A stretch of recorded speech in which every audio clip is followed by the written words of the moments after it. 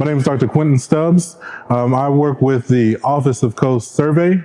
I'm presenting on behalf of the Weather Service because we're a team. We all work together. And the topic of our discussion today is looking at the 2025 season and its outlook. I'll jump right into it. So, as you can see in this visual, it's illustrating basically when the peak of hurricane season occurs. And as you see, the season normally occurs from June the 1st through November the 30th. Although from time to time there are storms that occur in May. The season, as you see in the graphic, really ramps up in the month of August and peaks in September. The Weather Service let me know that Texas is usually in good shape once we get to October. That's when things start to really kind of go downscale. Again, that's the norm. Occasionally, there can be storms as late as October, early November, but by that time, typically the storms are more so toward the Eastern Gulf or the Atlantic coast states. When you hear about the categories of the storms, again, it's looking at the wind scale. That's one thing to really understand. It describes the wind hazard. It doesn't necessarily talk about the severity index or storm surge. It's being categorized by the intensity of the wind. We're really focusing on what's deemed as major storms, which are category 3 or above. So I was talking earlier to someone about Hurricane Ike. Ike was actually categorized as a Hurricane 2. And as you'll learn a little bit later, last year, I'm sure everybody remembers Hurricane Beryl. Unfortunately, I remember it. I live in Humble, and we got pretty bad by Beryl, mainly from the wind damage. Again, category 3 and above, as you see in this corner, for it to be a 3, the wind speed is between 111 and 129, 4, 130 and 156, and 5, a major hurricane, 157 and higher. So when we take a snapshot and look at landfalling major hurricanes within the Gulf Basin since 2017, an interesting fact is there have been more U.S. landfalling major hurricanes since 2017 than from 1963 to 2016 combined. This illustration, which is just interesting, the kind of the layout of the storms, each one is almost from 2017 until now, like one each year, except I think it's 2019. But each one of these storms, it's almost like one major storm per year.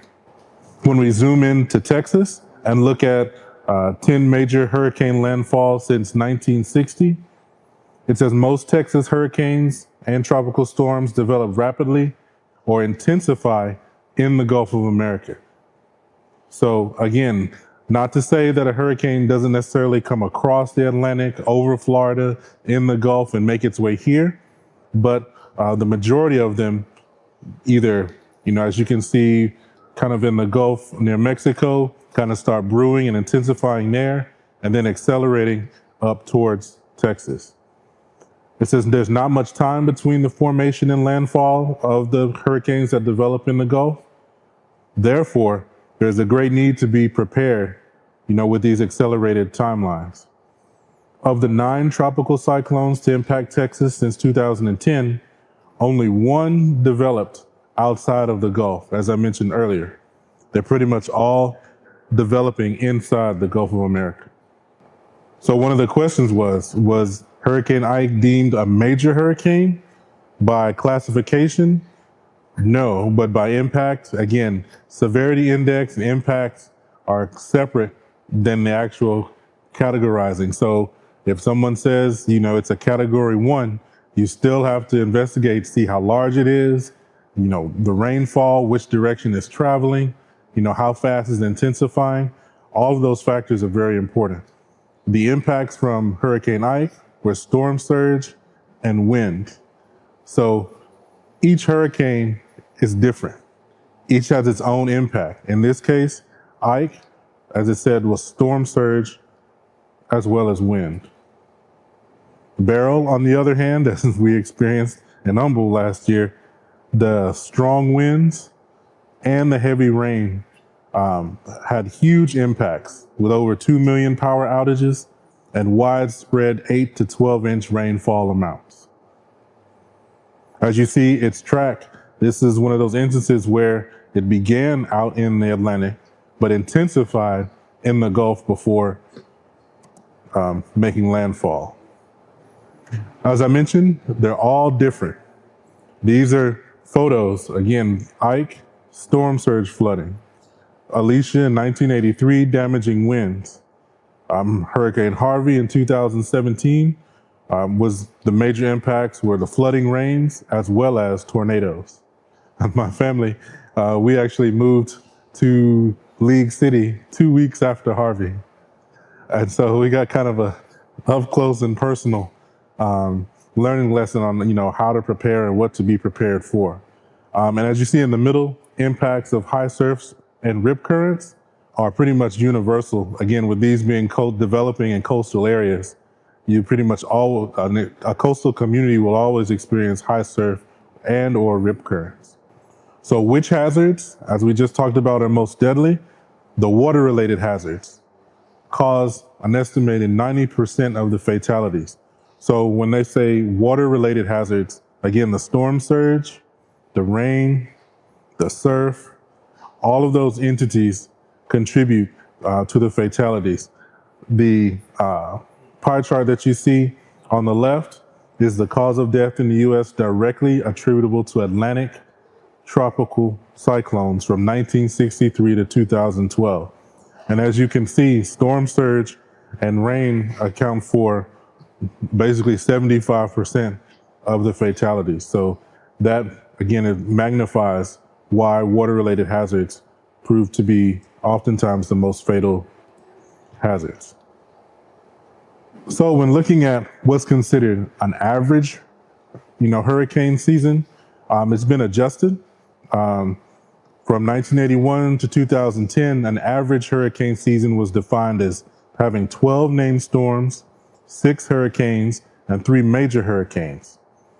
Well, looking at the climate records for the tropical storms, it's been recalculated from 1991 to 2020. The average hurricane actually kind of grew a little bit from going from 12 named storms to 14 named storms, 7 hurricanes, and still 3 major hurricanes. One last component to look at when looking at how the storms form, the quantity of storms that you get, the intensity, the El Nino, La Nina systems impact the Atlantic hurricane season. When you hear the term El Nino, it's characterized by the warm waters basically in the Pacific, the equatorial Eastern Pacific. As you see right here on the left, El Nino in the red means warmer water near the equator. For El Nino, that's basically what we would consider fewer storms. But when you look at La Nina, it's the reverse. The waters are cooler along the Pacific equator line. But for us, that means typically more vulnerability or risk for more storms. What are we expecting this hurricane season? We're basically coming toward the end of the La Nina. So the water is still slightly cooler in the Pacific, slightly warmer in the Atlantic, but not as much as last year. We're kind of heading into what they call an ENSO neutral phase. So it still favors above normal activity for the season. Again, but this was as of early May. The image that you see on the bottom, it's, as you can see on the right-hand side in the Atlantic Ocean, as you can see, the water is still in the yellow orangish color, which still means it's warmer than being in neutral phase. But as you see above last year, June the 1st, you see a lot more orange, almost red color. So the water was warmer for more intensity. Colorado State University, again, also released their forecast. And again, they basically in concurrence above normal hurricane season activity. One thing from their kind of, you could call it their statement toward the end, it says, as with all hurricane season, coastal residents are reminded that it only takes one hurricane making landfall to make it an active season. Through preparations, thorough preparations should be made every season, regardless of the predicted activity. So that's just a reminder. All it takes is one storm. So it's very important that communities work together to be prepared. And this is the list of the names for the 2025. Hopefully no one's name is on that list. And now we just jump into hurricane preparedness. One of the first things to do is determine your risk. Where are you? Where do you live? What's around you? What are you vulnerable to? Are you vulnerable to inland flooding? Are you vulnerable to storm surge? Winds, as we discovered in Humble last year, there was a strong system that occurred a few weeks before. Heavy rain and the wind had loosened the trees. So by the time Beryl arrived, you had 80, 90-year-old trees, tumbling over like twigs. So that was, if I thought about that before, that's something to really think about. What are the characteristics? What's the weather like? What's the climate like prior to the storm? So that you can know if you're, is the ground loose? Do you have a tree near your house? Is it supported? Which way could it fall? What's the grade of your yard? Are you vulnerable to the flooding or ponding? All of those things are important. Determine your risk. After you determine your risk, develop an evacuation plan. Find out if you live in an evacuation zone. Again, monitoring the communications from the emergency management team. Have a go bag for supplies. Follow evacuation orders. Plan multiple routes. And last but not least, plan for your pets as well. This is a map of hurricane evacuation zones and routes for the greater Houston, Galveston area. Basically, the roadways in the orangish, reddish color are designated routes that are supported by fuel, food, and resources. That's another key component. We want to make sure that your evacuation route has those resources. As mentioned earlier, assemble disaster supplies. Again, make a list of the supplies and assemble them before hurricane season begins, or right now at the beginning of hurricane season.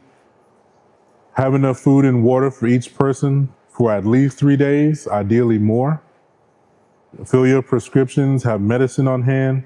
Radios, batteries, phone chargers are all must-haves. It's also recommended to gas up your vehicle and have cash on hand. Ideally having at least a half tank of gas, in your vehicles at all times. Also helps to get an insurance checkup. Again, always check in with your agent, your insurance agent, know your policy, have a hard copy of your policies.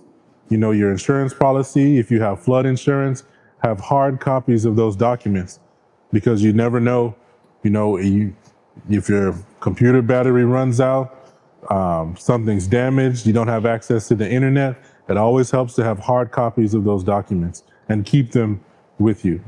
Strengthen your home. Begin by covering windows, trimming your trees, your tree branches, securing your doors, secure loose outdoor items, and move your vehicles to a safe location. All of these steps, again, will strengthen your home and property. This is very important, again, from a community aspect. Again, many people, especially senior citizens, rely on assistance of neighbors before, during, and after hurricanes. So again, help your neighbors, make sure that they have their supplies and resources that they need. The contact list, that you're on their contact list and they're on your contact list. Assist them with evacuation and check on them just to make sure that they're safe. Finally, is completing a written plan. That's vital. A lot of people just Keep it all up here, saying, I have a plan. I know what, I know what my family is going to do. It's good to write it down. It helps you avoid mistakes. It helps you find things that you may overlook. And it makes sure that everyone in your home and even in your community is prepared. Have a list of contacts, including contacts outside of your neighborhood or your area. Review and practice your plan with family and friends.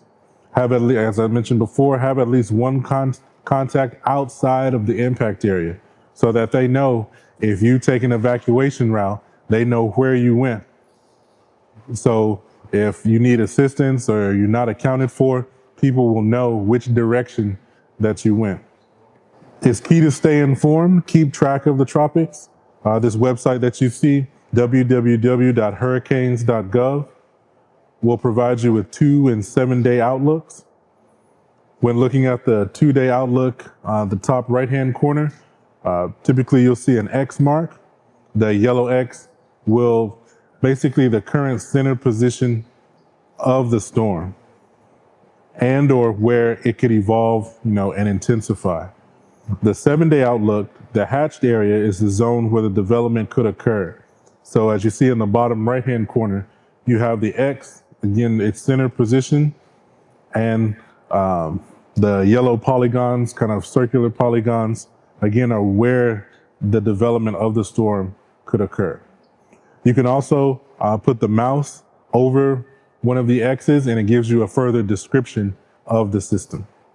So stay informed. All of these are resources that you can use. Feel free to take a picture, as well as scanning the QR code, which should connect you to the hurricane guide to help you prepare for the hazards. For the weather service in this region, if you have questions, down at the bottom you'll see nws.houston@noaa.gov. Is a good contact point if you have questions. Thank you very much. Thank you, sir.